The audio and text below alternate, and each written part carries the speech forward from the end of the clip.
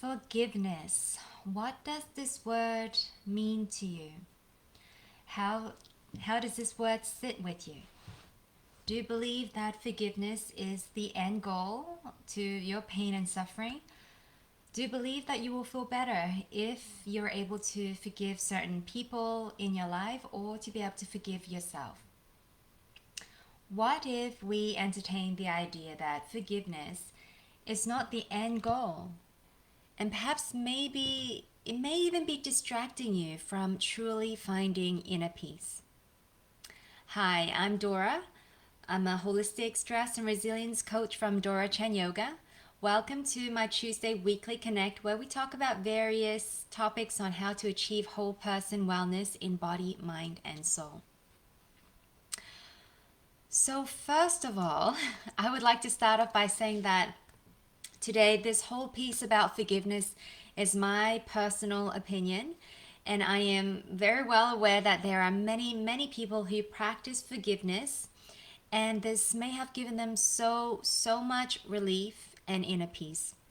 So I'm not dismissing this practice at all, but I'm just merely offering another perspective.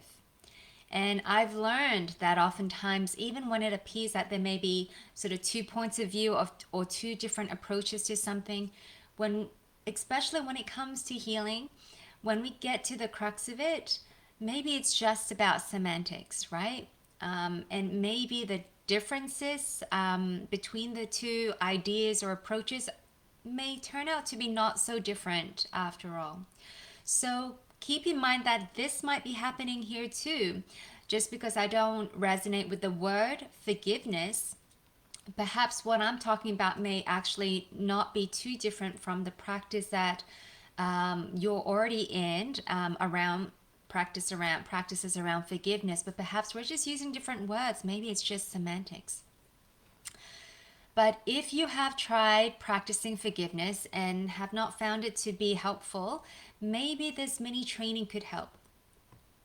Now, lastly, before we dive into the topic, I invite you to check in with yourself throughout. So notice how you feel towards what I say, the words that I use, whether or not they resonate with you. And if you do feel discomfort or resistance, this could be a beautiful opportunity for you to practice deep listening and inquire within yourself a little deeper. How are you feeling this discomfort? Are you able to sit with this discomfort? Do you feel yourself tuning out or getting frustrated? Or perhaps you do resonate with what I'm saying, and even then, check in with how you feel. How do you feel that in your body? What's opening up for you? So, with that and with love, let's get into it. So, for some reason, the word forgiveness never really resonated with me. And for the longest time, I wasn't quite sure why. But I've given this more thought, and I think I have an answer for now. I know that, this answer may change and evolve as I continue to change and evolve, and as I continue to learn and grow and acquire new understanding.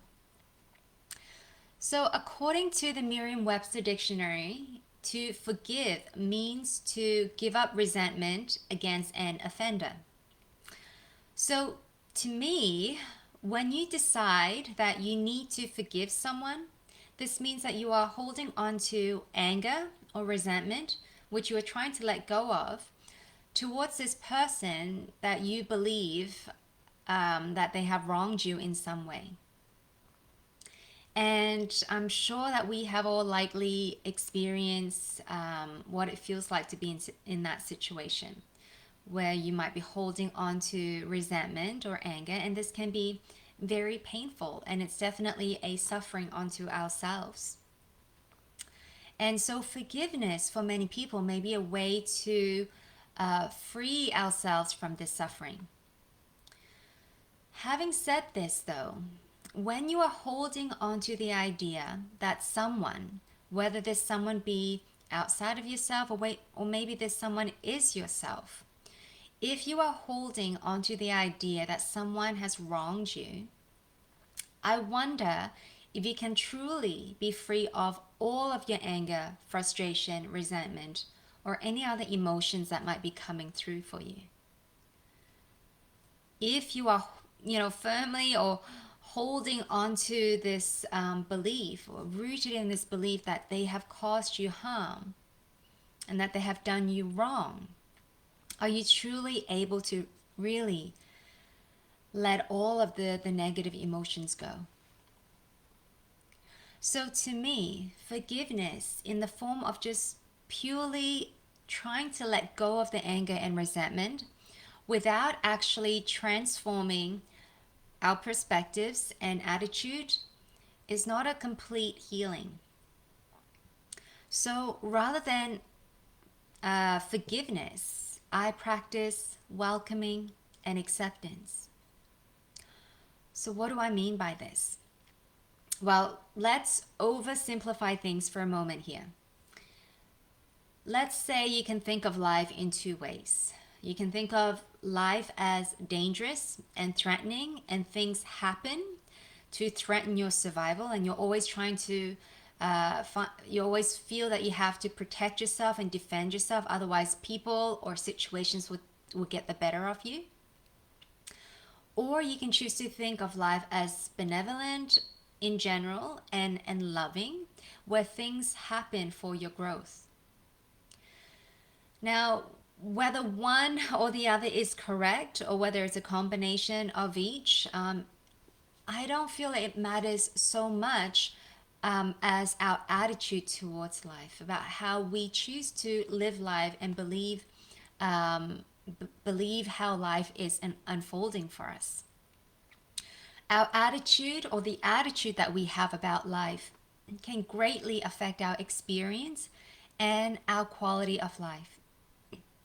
Now, I don't want to open up a can of worms here, because there's so much more we can talk about around how our experiences shape our perspectives and attitudes to the world, and vice versa. So let's just focus here. So say I choose to believe that the world is a benevolent one. I choose to, and this is my personal belief, I choose to believe that the people and circumstances in my life, especially the challenging ones, are here for my growth.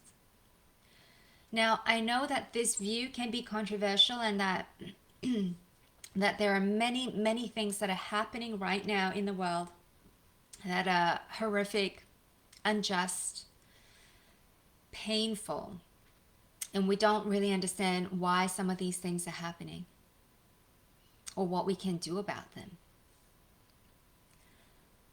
But as I continue to venture deeper into the study of trauma and systemic trauma, I am even more convinced that, especially in these times of turmoil, that it is even more important that we cultivate an attitude of love, gratitude, and compassion.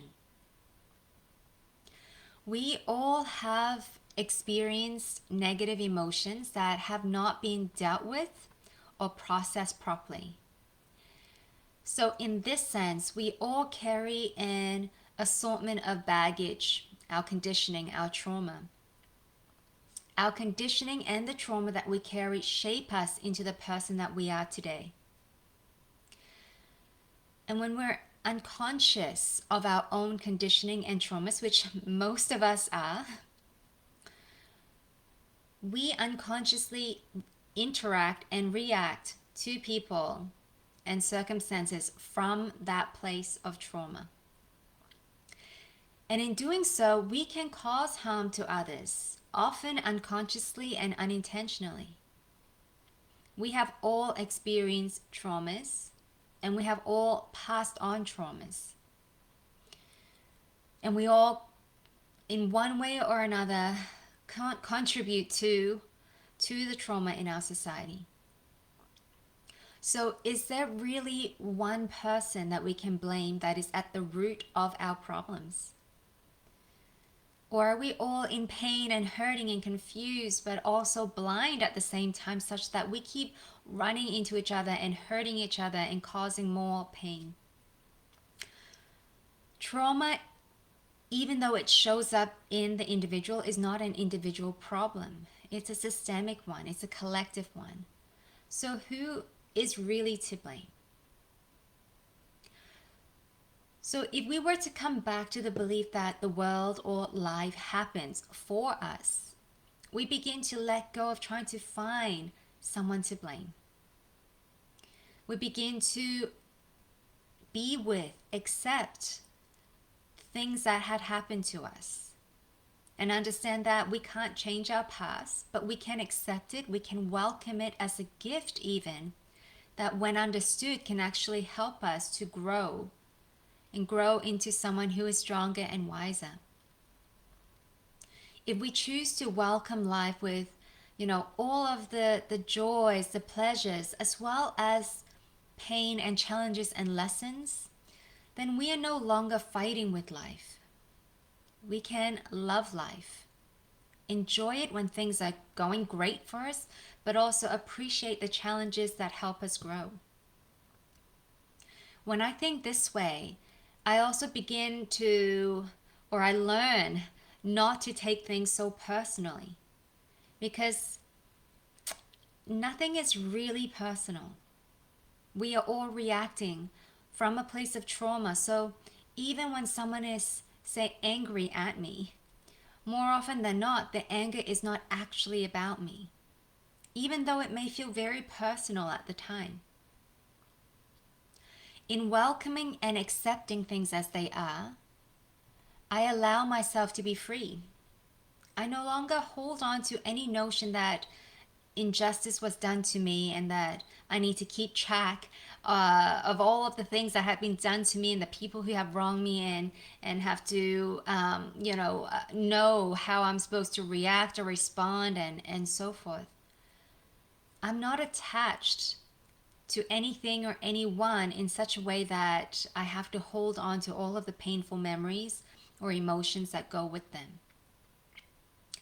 And perhaps, maybe more accurately, the painful emotions no longer can attach to me. Now, some of you may think that by welcoming and accepting mean to be passive in your life. And you may fear that we become pushovers and we allow people to treat us with disrespect and so forth. But this is not true at all.